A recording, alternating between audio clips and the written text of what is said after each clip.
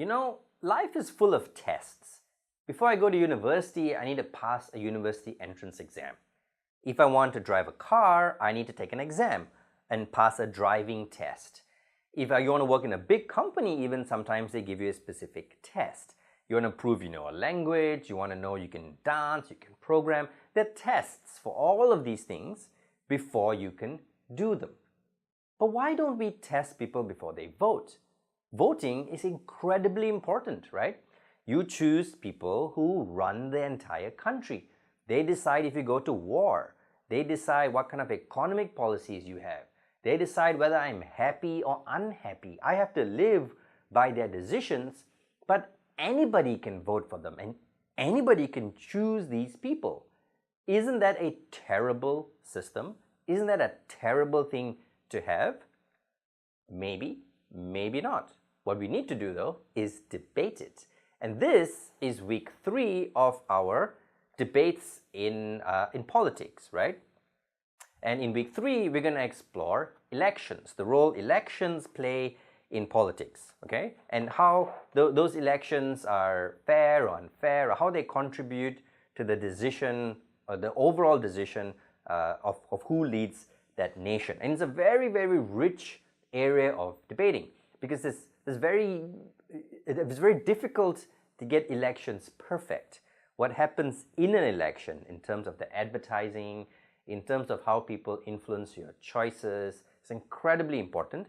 How that election translates to the leadership is also incredibly important, right? And one big area is around those voters. And that's what we're going to explore today.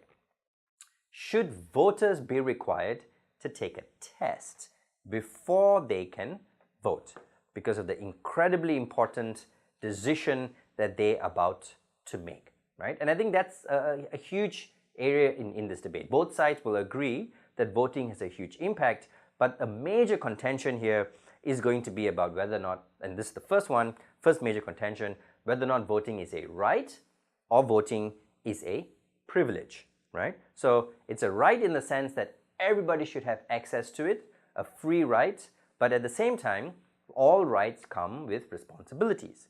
How do we measure the responsibility around this right? With the freedom of speech or something, you can remove that right when you've abused it, but we don't do that with voting. Because how do you measure abuse? You can't really, check your abuse. If you vote a bad leader, the fault is maybe that leader. It's not really your, fault. If you do the vote process wrongly, like you check every single box, then that vote doesn't count. So maybe the only way to kind of measure it or to check against it is before you do that vote. But at the same time, that means that maybe a lot of people are going to lose that right. Okay, so that's good. That's the first major contention in this debate, whether or not voting is a right or a privilege. The second contention in this debate is about the impact. Will this lead to better policies or worse policies? Is this going to create a better democracy or will this create a worse democracy? What are the consequences? How is this going to shape people's behavior? Okay, so it's a very interesting debate about voting, and don't assume that voting is the way it is in the status quo. You keep in mind that voting is carried out differently in many different countries. In some countries, it is mandatory, like in Australia, for you to vote, and if you don't vote, you can be punished, right? In other countries, not everybody has an equal access right to vote. Prisoners can vote in some countries, in other countries they can't. The voting age is different in many countries. In Korea, university students can vote. In Malaysia, you have to be 21 before you can vote, right? So it's very, very varied, okay? And in the past, not everybody could vote. Women couldn't vote. Initially you had to be rich, you had to own land before you could vote, and then, so not even all men could vote, right? Only rich men could vote, and then all men could vote, and then women also could vote, and then minorities like black people in America and stuff then managed to get the vote, right? So the progression of rights happened, well, progressively, and happened actually slowly across time. And that's in terms of the, objectively on the surface, who has that right to vote. Under the surface, people may not even access that right at the same, at the same level, access that right equally. That's a good word for at the same level. Because if you look into how elections happen, different segments of the population vote differently.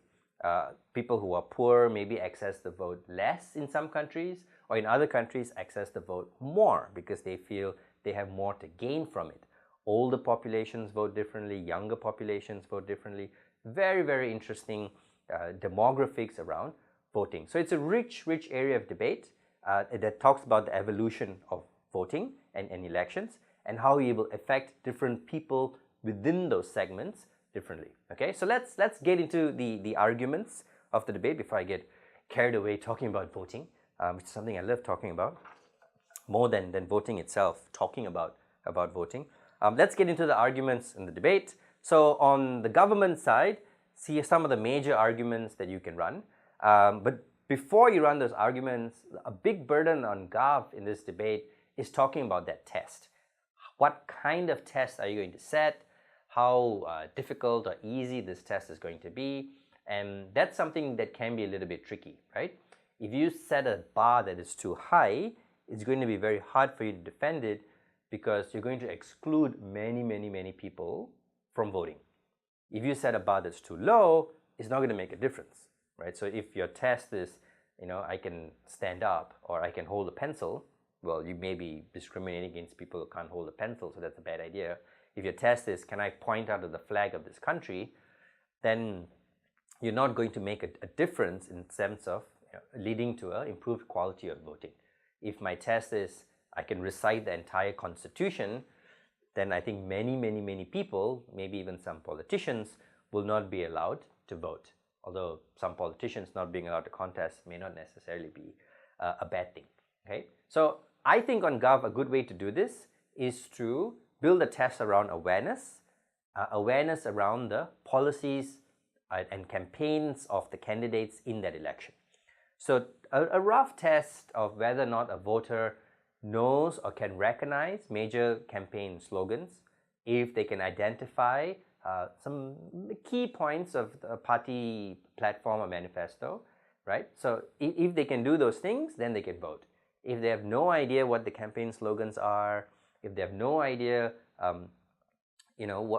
what the policy proposals are of the parties, then we think they shouldn't be allowed to vote. Okay, so that can also be a kind of a way to educate people at that point. It makes them think about what these parties actually represent, and then based on those things, they can vote.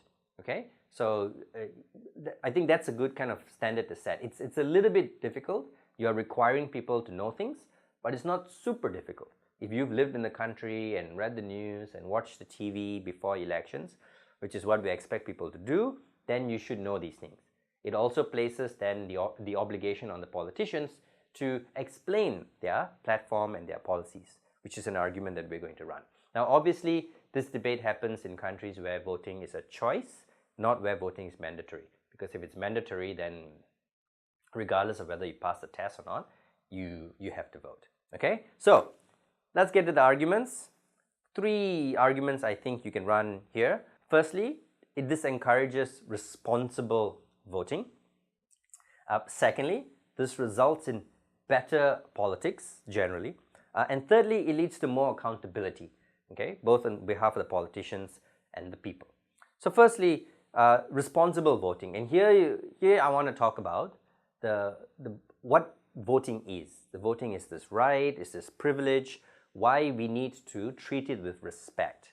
Okay, and here, so to talk about the role of voting in a democracy, talk about how we treat votes as an important activity, that it defines a democracy and a nation, but we also should treat it with respect. You shouldn't just go there and vote whatever you want, wherever you want, and don't care what happens, right? And part of the reason why people don't care about it with low voter turnouts and stuff like that is because you feel like, I don't have to put any thought into this, right? I can just go and tick a random box and it's fine. There is no responsibility tied to it. There is no need for me to prepare to vote. And we think that's a problem, right? So we think this policy will encourage an idea of responsible voting, and why that's really important And you talk about the role that voting plays. So, develop this, you choose a leader, the leaders are really, really important, and so people need to know and understand that the vote is really, really important, right?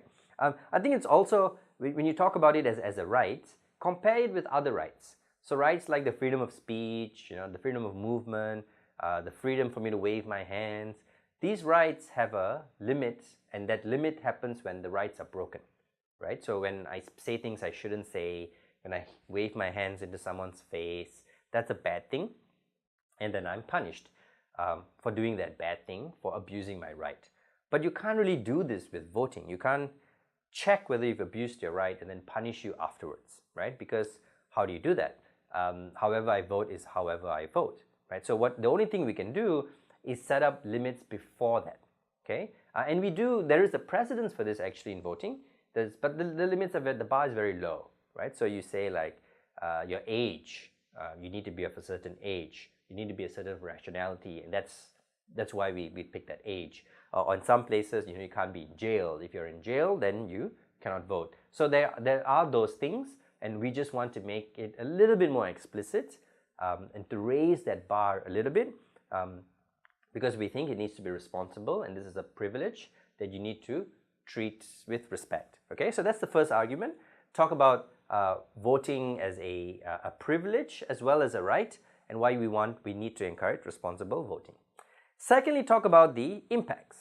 Talk about how this will lead to better politics, right? So on two levels. One, from the perspective of politicians, how they will campaign now more on their policy platforms rather than just saying why the other person is a terrible, terrible person and did all these terrible, terrible things.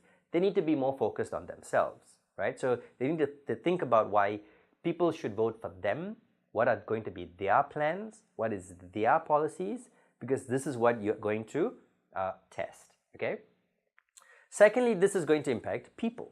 So people are going to focus on these things more. They're going to think about the policies, they're going to think about the plans, they're going to think about the solutions, and it's going to be less on like vague things and subjective things like someone's gender or race or religion or strange like values like patriotism or something, which politicians will come up there and they will push and push, right? So we think that that's going to be a positive impact on voting and on politics. It's going to make politics more ideas and policy focused and less subjective focus, right? And we think that's generally good, and less negative too. The third argument is another type of benefit argument, and here you're going to focus on accountability. You say that's what testing creates. It makes sure that people are accountable for their decision because you're testing them now. You're testing them based on their knowledge and their capability to vote. So it shifts the idea of what it means to be an active voter or a citizen, and that makes people accountable, right? Because now I'm voting based on these decisions and this information, and I can hold you to this information. Okay, so it makes the politicians more accountable because now everybody knows their policies and they have to force them to say these policies and test whether people know these policies so they can be held more accountable to these policies, not just for being, loyal or brave or courageous or the future thinker or things that you can't really test about, right? You can't hold them accountable to those things, but you can hold them accountable to their policies. You also hold people accountable because now you force them to think about what they are doing, right? You have to say that you need to know these things before you vote. And if you don't know these things, then maybe you shouldn't be voting. Then we don't think that's a good basis for you to vote. And if you've passed the test and you voted, then this is what you get, right? So this is what you voted for. And if you're not happy with it, then change it. Then ask them to give you what you voted for, right? But either way, you need to be accountable.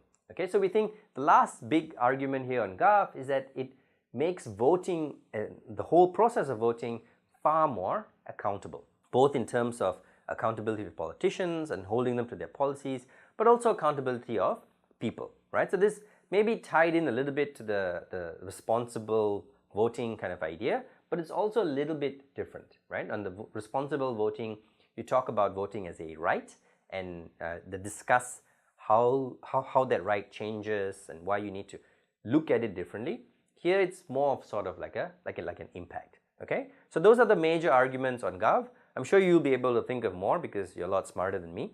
But now let's move on and look at op. So in opposition, I think you take a very clear and strong rights-based approach. Okay, so you defend voting as a fundamental right that everyone is granted. It's not something that you can lose. So even if you set a bar to qualify for the right to vote, that bar should be very, very low. Should be like a minimum age, should be basic mental capacity, but it shouldn't be like a criminal record. You'll be okay on opposition with criminals voting because it's a fundamental right, something that everyone should have. Okay, so if I am a citizen of that country, if I am there, then I can vote for whatever reason. And you will argue that this policy changes that, and this policy will remove this right from many different people. Okay, and with three kind of major arguments. The first thing is this right, that voting is a powerful, important, fundamental right, and you discuss that deeply in the debate. Secondly, talk about how the test may remove this right for some people, right? That it may end up being discriminatory to certain groups of individuals. And lastly, the impacts, how the impact on politics will overwhelmingly be negative rather than positive. Okay, but firstly, discuss this right. Why is it a fundamental right? And why is it a right that I can access in any way I want? The government side says that you need to be responsible, you need to choose based on policies and ideas and solutions. And it sounds nice, but why? Why can't I choose someone because that person inspires me? Because that person makes me feel great about myself? Because that person makes me feel safe and confident? Because me and that person, are both have the same understanding of what it means to be a citizen of this proud nation. It's all very fluffy stuff, which a lot of politicians like to talk about. But hey, it appeals to a lot of people. And maybe that's the more important thing, right? Maybe you can't specify every single policy, and those policies change. So maybe it's good that I choose someone based on moral values or religion or character, because I trust that person to act for me. Okay, so voting is a right that everybody should have, and it's up to the individual to decide how they want to exercise that right. And you can't create criteria that says this is a right way to do it or this is a bad way to do it, that this qualifies you and this disqualifies you.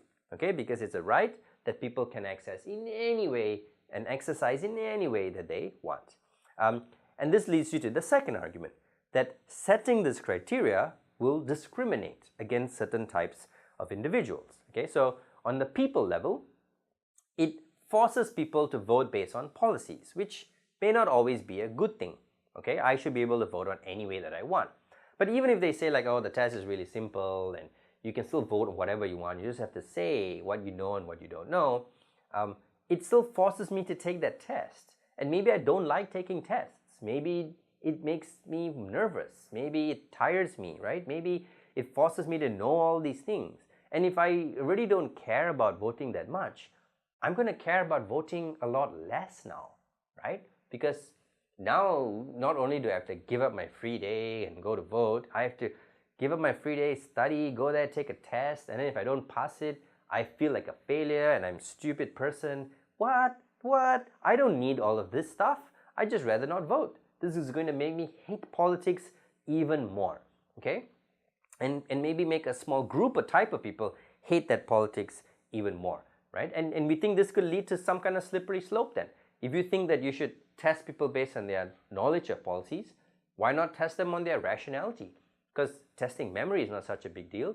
Testing them on, are you going to test them on their IQ next, right? Are you going to give like people who went to college more votes than people who didn't go to college because they've studied more and know more about politics? So we think this whole testing thing is discriminatory in nature. Even at a minimum level will discriminate, and in the long term may discriminate even more people, right? So it's bad for the people. It also discriminates against politicians because it says what you should run on, right? It says you should run on these policies and these slogans and these things, or have very clear policies, and maybe I don't want to. Maybe I just have one issue, and that is I want to make sure people are happy. And if that's enough for people to vote for me, then fine. Then that's enough for people to vote for me. Okay, so having this test unfairly shapes politics and discriminates against people and politicians. The third thing is a much broader impact, and that is the impact on politics in general. Now, the Gov side argues that it creates better, more policy-focused politics, is more accountable, and so on and so forth, which may have some value, but you can spin that or look at that differently on op. You can say that now, politics is going to be focused, is going to become simpler, and rather than get politicians to discuss in detail what their policies are and so on and so forth, they're going to make it even more about catchphrases, slogans, sound bites, because they are campaigning to the test. They want to make sure that you can pass the test. That's all they really care about, right? Now, you can obviously debate this. You say that even though they want people to pass the test, they still want people to vote for you, so they still need to be persuasive. But on op, you'll argue that you're not actually creating better politics, you're just creating simpler politics. And you're telling people that that's all they need to know before they end up voting. And it's going to have a negative effect, or at the very least it's going to be meaningless. You're just going to check slogans and not really lead to a better, deeper understanding of their policies and of politics. So those are the major kind of arguments that you will run on op. And of course, there's going to be more things that you can talk about, right? But that's the core of it. And this, it's a very, very interesting debate about the balance of rights of individuals and how they exercise that right. Is voting a fundamental right that I can exercise in any way that I want? Or given the importance of voting, that it impacts the nation, it builds society, should we require people to treat it with a little respect, with a little responsibility, to prepare themselves a bit more? And if we do this, will it then shape a better political system and make politicians also treat this process with more respect and focus on the policies and ideas rather than negative politics and complaining and simplifying it? Or will this simplify it even more? And if this is simplifying it even more, then what is the solution? How do we really improve politics? Or do we not need to improve it? Is it okay as it is? So many choices, so many options, so many possibilities, so much win. Enjoy debating about politics and specifically debating about elections. The vote is yours.